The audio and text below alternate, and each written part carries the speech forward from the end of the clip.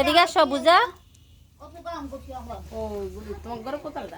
হও বুঝা, তুমি কি করো? তোমার প্যান কোথায় বুঝা?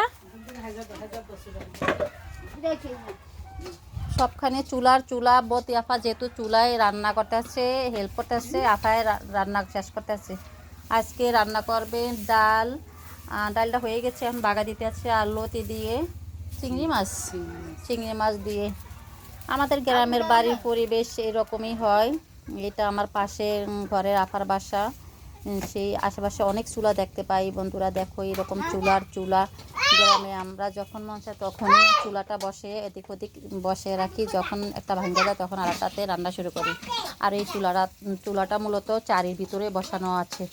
এভাবে এই খড়কুটা দিয়ে রান্না করা যায়। আর পাশাপাশি এই মুরগি আছে, যখন মন চায় মুরগি জবাই করা যায়। পুকুর আছে, পুকুর থেকে মাছ ওঠা যায়।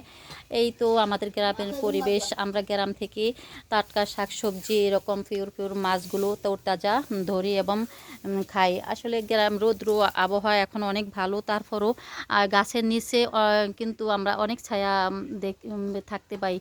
রোদ উপরে গাছের জন্য নিচে রৌদ্র আসে না, ঠান্ডা বাতাস খুব ভালো লাগে। বাতাসগুলো তোমরা হয়তো দেখতে পাচ্ছ, গাছের পাতা লড়তে আছে। এই তো আমরা তো খুব গাছের নিচে আছি, ঠান্ডা অনুভব করতেছি, ভালো লাগতেছে। দুপুরবেলা হলো। সবাই ভালো থাকো, সুস্থ থাকো এই কামনায়। আল্লাহ হাফেজ।